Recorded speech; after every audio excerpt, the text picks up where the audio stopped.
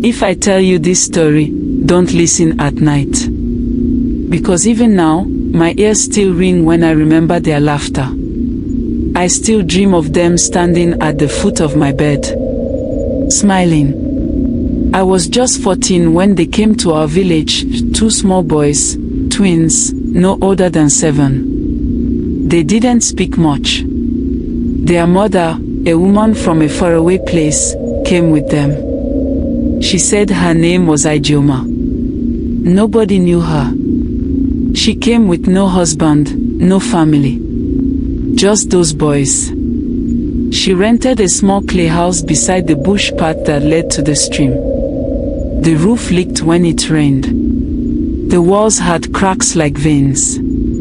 But she didn't complain. She spent most of her time inside. People said she prayed a lot. Others said she talked to herself. The boys were named Chuka and Chima.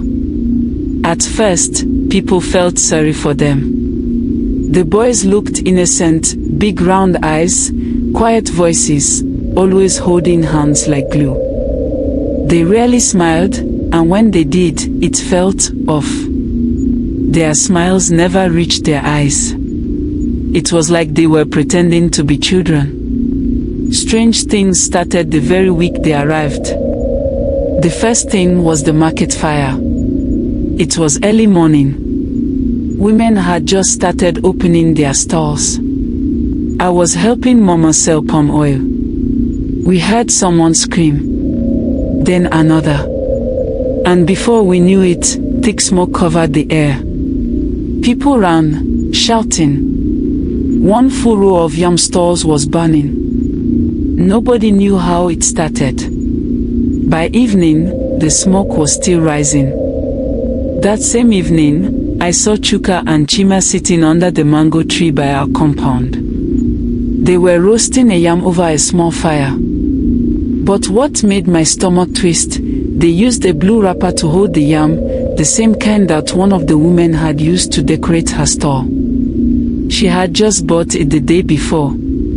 She was crying that morning, saying all her goods were gone. I didn't say anything. But I didn't sleep well that night either. The next day, our uncle's dog started barking. Loud, sharp barks. The kind that makes your skin crawl. It was just after midnight. Everyone came outside. The dog was growling at the empty air, barking, spinning, clawing at something none of us could see. My cousin threw stones to calm it down, but nothing worked. In the morning, the dog was dead. No wounds. No blood. Just stiff. Eyes wide open. Mouth open too, like it saw something it couldn't believe. Something it couldn't fight. That week, something started to shift. Children started falling sick. But it wasn't like malaria or cough. It was strange. They just became tired, weak, silent, like their spirits had left their bodies but their mouths hadn't told us. They would sleep for hours and hours. One girl, Amoka, slept for 3 days without waking. Her parents wept. And anytime a child fell sick, Chuka and Chima were always nearby. They wouldn't say anything. They'd just stand in front of the house, watching, not blinking. I told my mother I didn't want them near me. She warned me, don't talk bad about people you don't understand. But I knew something was wrong.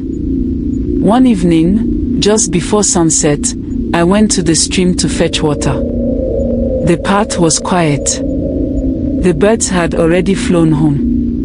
I bent to scoop water. That's when I heard giggling. Soft, like wind inside your ears. I turned around quickly. I saw them. Chuka and Chima. Standing by the trees. No buckets. No slippers. Just standing barefoot in the dirt, whispering to each other. I grabbed my bowl and walked fast. I didn't want to run, but my heart was running inside my chest. When I turned again, they were gone. That night, I couldn't sleep. I covered myself with 2 wrappers but still felt cold. Too cold for dry season. My ears were buzzing. My chest was heavy. Then I dreamed. I was in my room, but I couldn't move. I looked down and saw the twins sitting on my chest. One on the left, one on the right. Smiling. Pressing me down. I opened my mouth to scream but no sound came out. Just as I thought I would choke, I woke up, gasping for air. My throat was dry. My legs were numb. When morning came, I checked the floor beside my bed. In the dust, I saw them. Little handprints. Too small to be mine. Too many to be normal. That same morning, my aunt said she saw them walking in the bush, alone. When she called out to them, they didn't turn. She said their shadows looked too long.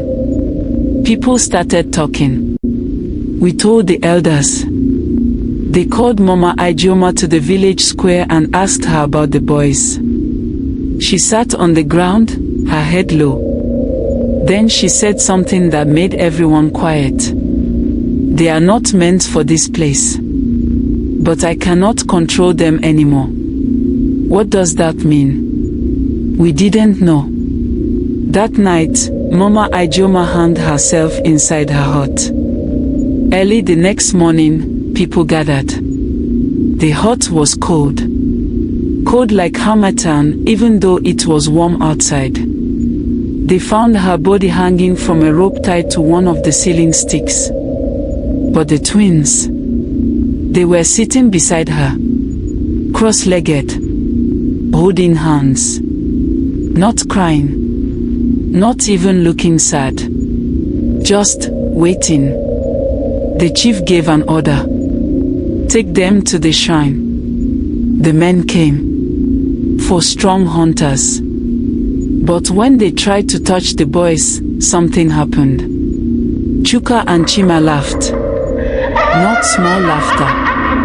Deep, heavy, loud laughter, like from inside a cave. One of the hunters started bleeding from his nose. Another man collapsed, his legs stopped working.